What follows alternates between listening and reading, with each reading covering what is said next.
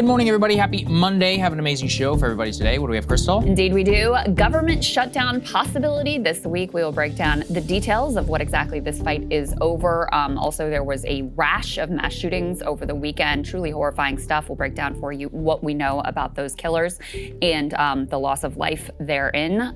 Bibi bragging about acquiring TikTok.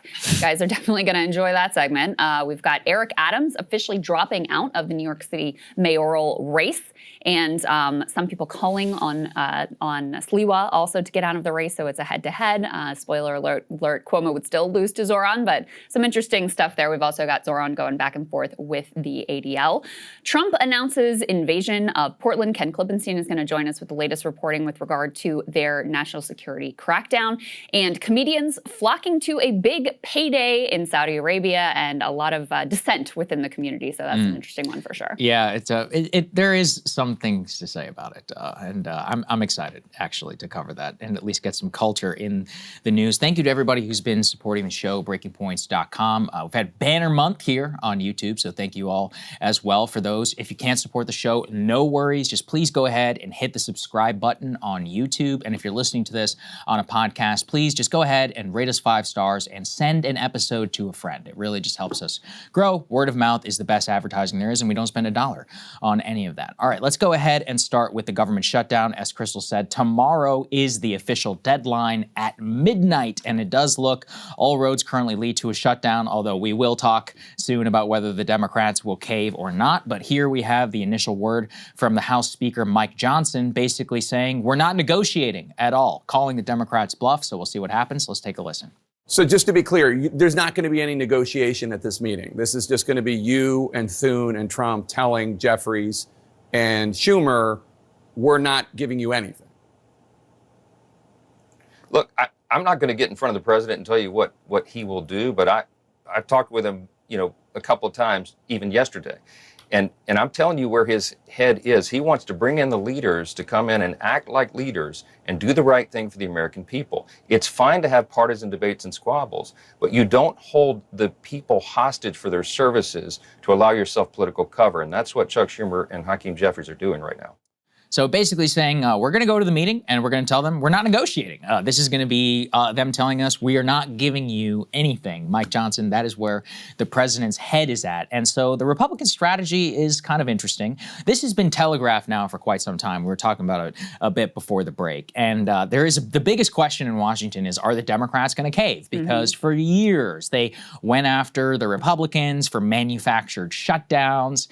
They called them reckless. They said they were holding the government hostage. But the thing is, now the Democratic base is like, yeah, I want to do some of that. They're like, give me some of that. Let's screw over Trump. But the X factor here is that Trump, and we'll get to this in a little bit, is also like, listen, if you guys are going to shut the government down, then I'm going to do some crazy stuff here. And I'm going to fire a bunch of government employees. I'm going to do whatever I want with the government. The president has a ton of unilateral authority on how to actually execute a shutdown. The Obama, I remember the 2013, the quote, Boehner shutdown, as Obama called it at the time. They were furious because the Republicans shut the government down, and Obama was like, all right, I'm going to close all the national parks. And they're like, well, you didn't actually have to close the national parks. He's like, yeah, but I can, to show the public what you're doing. Eventually, they did cave. To be fair, there was a government shutdown under Donald Trump. I covered that day in and day out. He caved completely to Chuck Schumer and to Nancy Pelosi. It was over border wall funding, but after a while, he folded completely to the pressure. And, a lot of the public was actually pretty upset about it, too. So shutdown politics are very, very hard to predict. But yeah, the big question, are the Democrats going to fold? No idea. Well, and so it really rests on Chuck Schumer's shoulders because the dynamics here are, they need to pass a funding bill. The funding bill, because Republicans have control of the House, has already passed the House, so that's done and dusted. Now it needs to get through the Senate. The Senate, you need Democrats' help because of that 60-vote filibuster rule. So that's why you have this dynamic. And, there's no doubt that Schumer wants to cave. I think he didn't want to do this to begin with, to be totally honest with you. And he's feeling the pressure from Democratic base that's like, when are you all going to actually fight? And, you know, the dynamics for Democrats are pretty grim. They don't have, they don't have the House, they don't have the Senate, they don't have the presidency. So this is one of the only times that Republicans need them.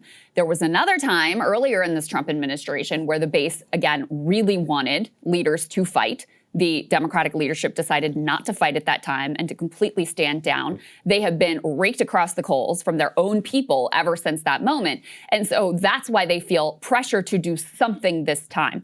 So what they've decided to draw the line around is these healthcare subsidies. So they're really making a stand saying, we are not going to vote for this bill unless you restore these Affordable Care Act subsidies that are set to expire at the end of the year. And the basic dynamic is you've got Republicans kind of divided on what to do about those subsidies. I think that's why Democrats see this as a winning issue, not to mention, obviously, it's very popular to continue the subsidies, because if you don't, you're going to have millions of people who ultimately will be unable to afford healthcare through the ACA exchanges, and you're going to have premiums spike dramatically for some 22 million Americans.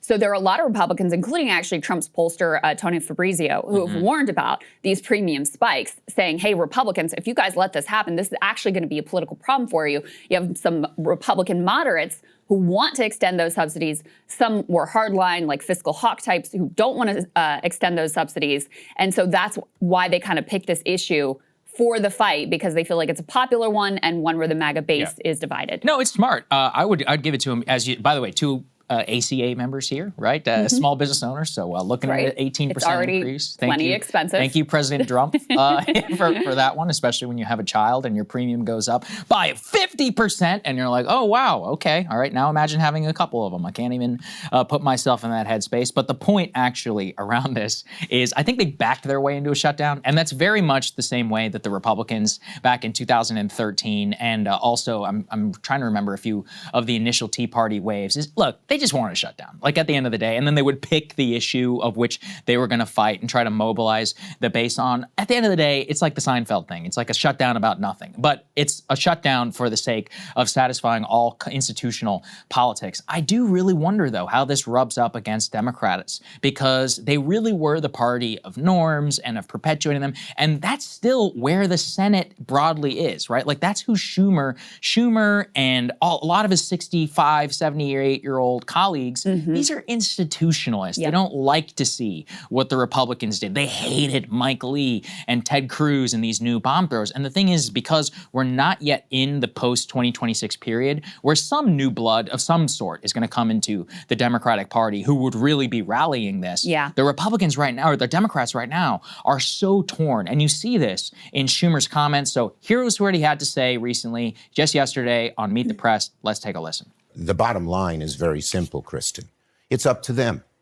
If they come into the meeting to seriously negotiate, and the reason we've been pushing for months, we've been resolute that we need a meeting, that we need a real negotiation, that you don't do this by one party putting together a completely partisan bill and saying take it or leave it. So they felt the heat. The president at first said no. Remember, he first said yes for a meeting, then he said no for a meeting. He went on a rant against Democrats. But I think they felt the heat, and they now want to sit down. But the fundamental question hasn't been answered yet, and we'll see on Monday. I mean, we need a serious. It's just kind of weak, in my opinion. Yeah. Well, did you see his answer when they asked him, like, oh, what are you going to do? We're going to cover Trump threatening Portland with invasion, full force if necessary. And they're like, well, what are you going to do about this? He's like, well, I would hope there are some Republicans who would have died. Right. It's like, dude, and you were laying this out. Like, this is really kind of the fundamental divide between where Democratic leadership is and where the base is. Leadership is still in this, like, sort of normal politics mode. Like, I'm going to reach across the aisle and we're going to get a bipartisan deal done and we want to maintain the norms and institutions. And the base is like, no, fucking burn it down. Like, even if there are consequences, even if it's risky, we want to see you fight. And even on the healthcare thing, like what the base would really want them to fight on is healthcare, yes, but also you need to get your troops out of American cities. Like the sort of fascist crackdown aspect of the Trump administration Israel, is what the base is where the base would really want them to pick a fight. I'm under no illusion that Chuck Schumer's going to pick a fight over Israel, but those are the areas where I think the Democratic base is most inflamed and would like to see them fight. They're like trying to be, I think you said this, too cute by half with the healthcare thing. Yes, it's a really important issue, okay? We're talking about millions of people, cost of healthcare. This is critically important.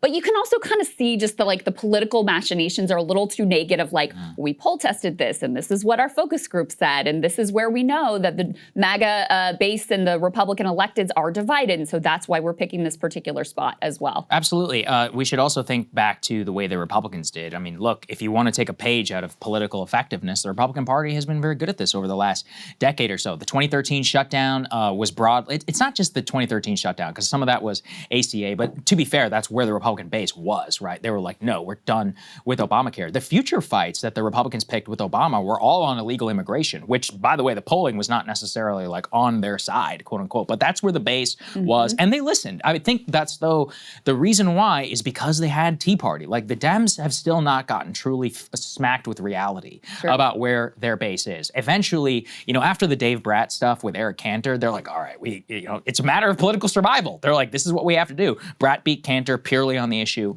of immigration. And then obviously Trump comes in 2016, wins the primary, probably based on that message more than anything. And so when you put that together, and you can also see that's what fight and being, that's what fight and with the base politics and trying to move the country looks like. That's what a real political effective party ultimately is all about. And so with Trump, though, and this is where the norms thing is all going to come into play, because Trump doesn't care about norms. So let's go and put A3 up on the screen. He just gave an interview to CBS 60 Minutes. It was by the phone, so we're just pulling some of the quotes. He says, quote, "I just don't know how we're going to solve this issue," Trump said. A source close to Trump told CBS the president privately welcomes the prospect of a shutdown because it enables him to wield executive power to slash government programs and salaries. And so that kind of leads into A4. We can put that on the screen.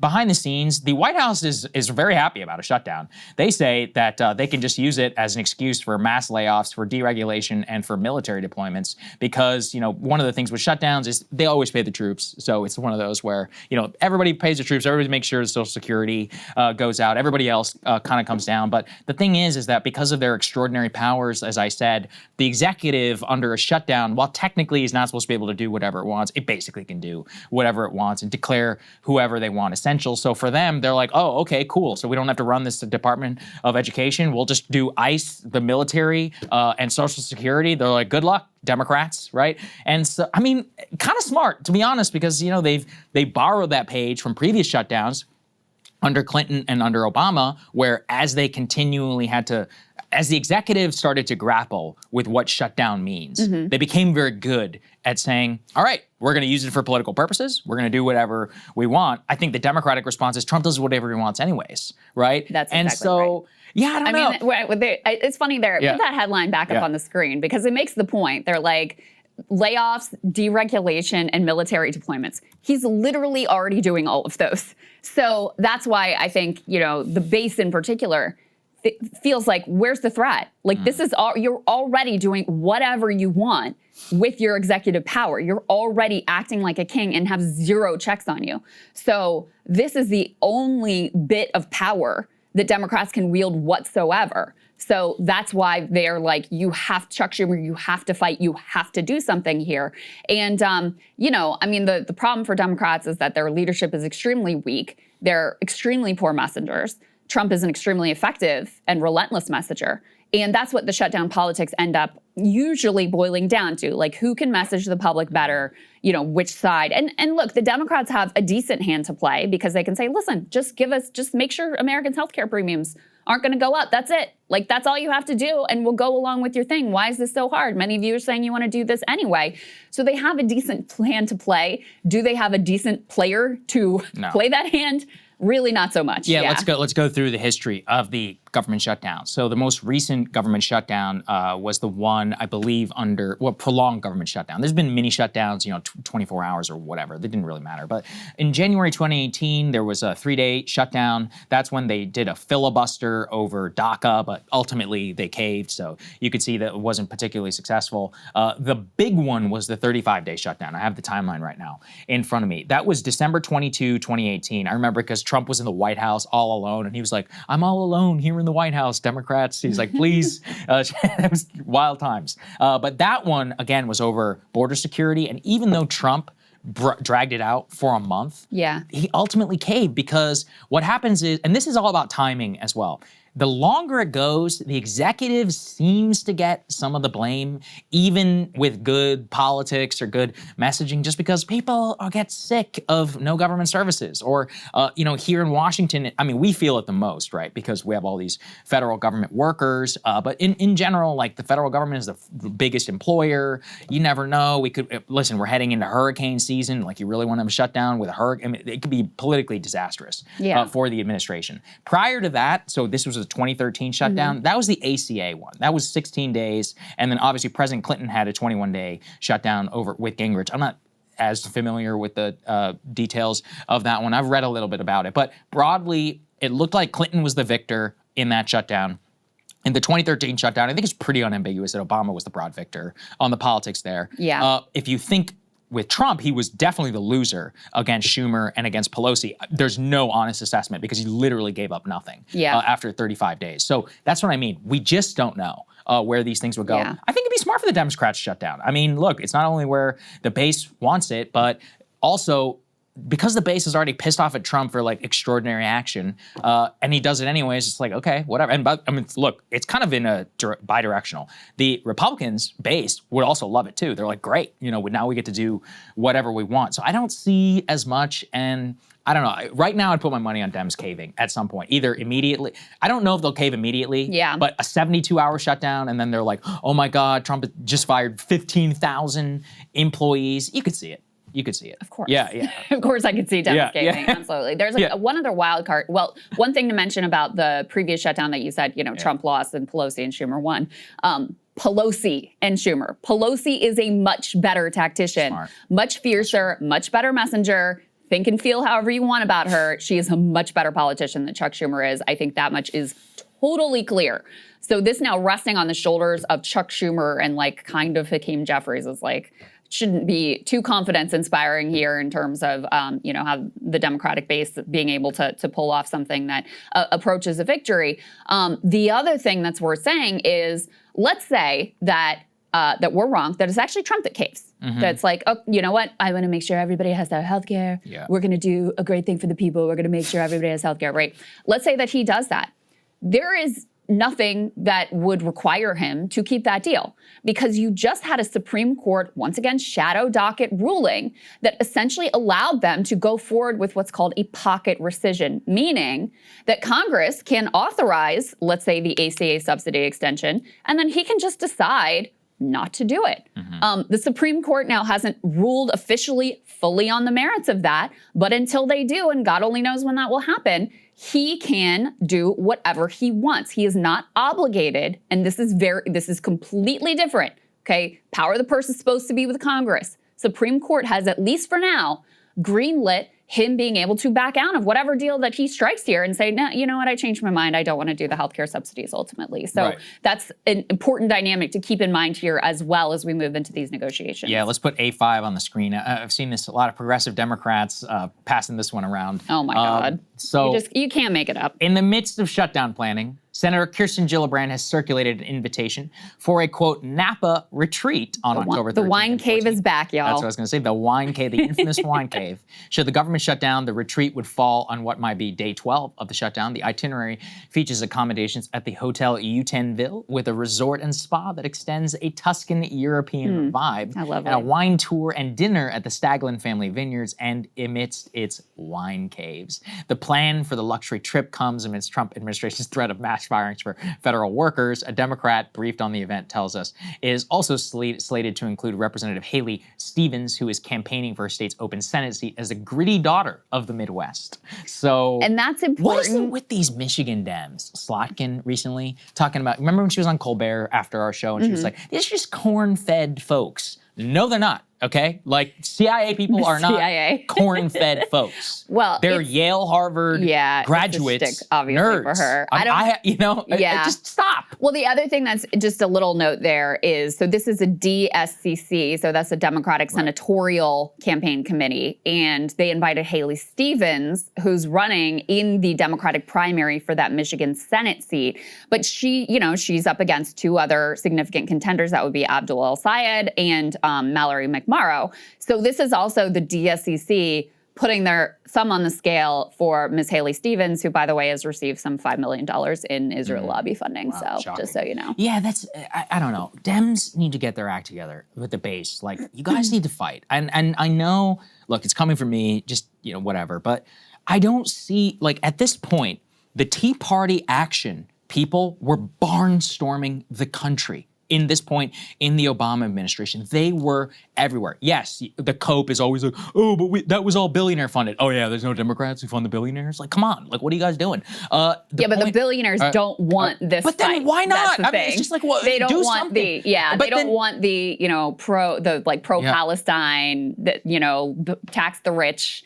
That's where the energy is the party, and that's not where the billionaires are. Then get your shit together, because at this point, like, you need to organize. You need to do something, because you are not currently on track to deliver the type of success that the Tea Party was able to, because that was about money plus grassroots. That's ultimately, and I think the grassroots, everyone always tries to say the Tea Party was AstroTurf. Sorry, it wasn't. It was like actual mass outrage. Yes, there was a lot of money backing it that helped, all that stuff. This is the truth with all grassroots style movements. There's money in all kinds of special interest groups. It's only when you have an issue that actually resonates are you able to do anything. So if the Democratic base does not going to have their billionaires, then do something about it. Like, you need to form your political action committees, get out there, create the litmus test for candidates, actually just hammer the shit out of them, create and find your slate of issues, and then you have to hold the line. You're like, if you do not support that issue, we will not vote for you. Like, if you do not commit immediately to making sure that we're no longer with Chuck Schumer, that we're going to defund Trump or whatever, pick your issue,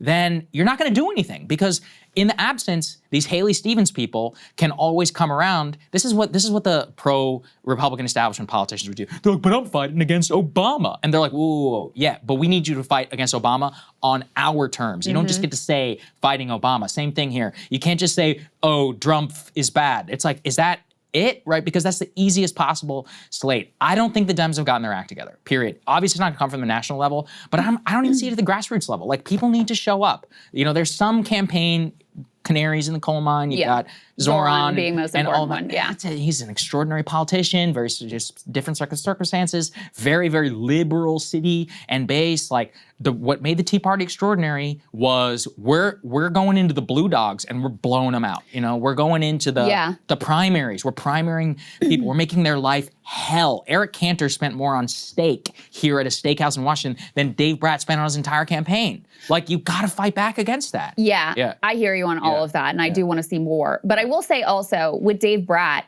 it's not like you would have said, oh, there's this organized like Dave Brat move. It came out of nowhere. That's true. And there are a lot of things like that are happening. So just to name a few, obviously Zoran, obviously Graham Plattner. We already name-checked Abdul al-Sayed, who are drawing really hard lines and saying, we're not going to vote for Chuck Schumer. We are, pro-Palestine. This is genocide, like going hard.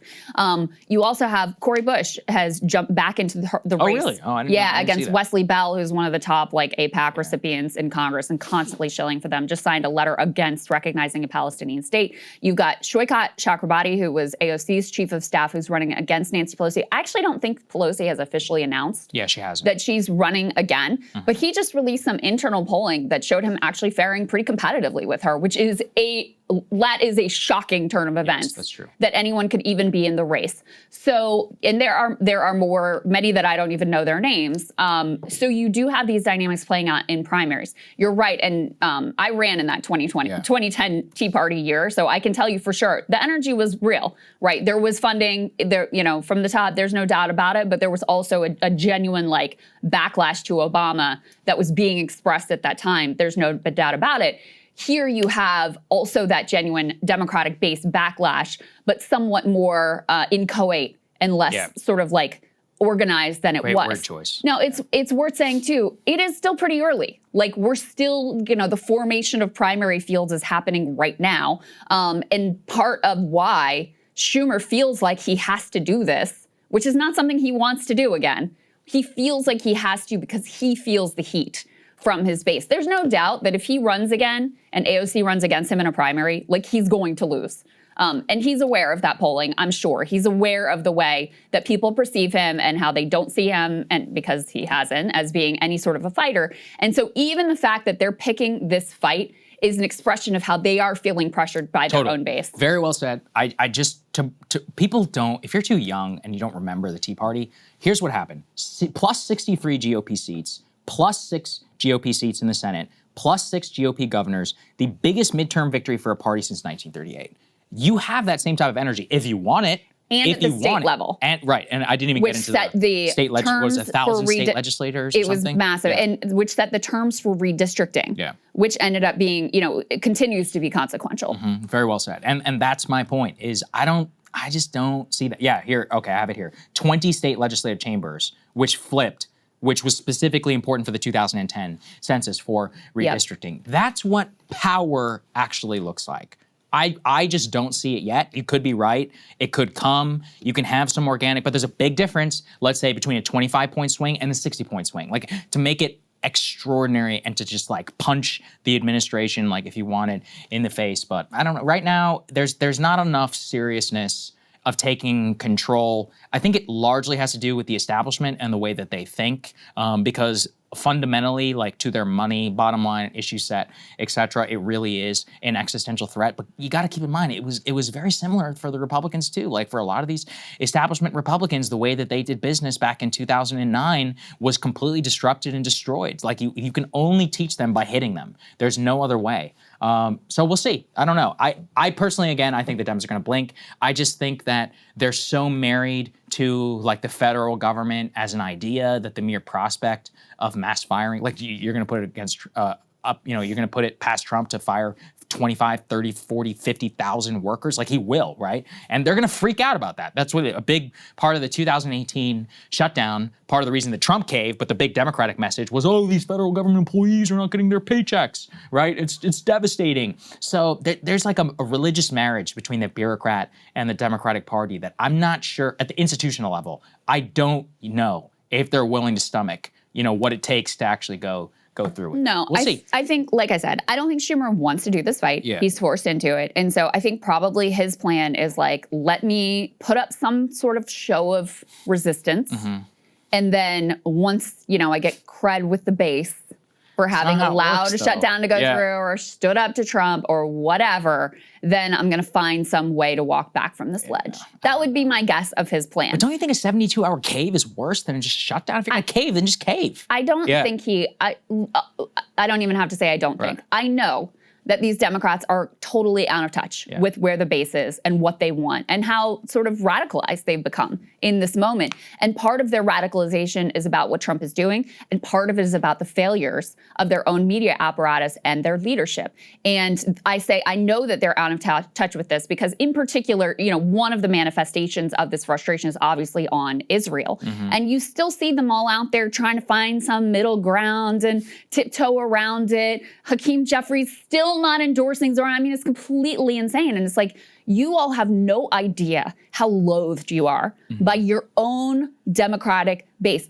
I mean, Zoran outperformed Hakeem Jeffries by like 20 points or something ridiculous in his own district.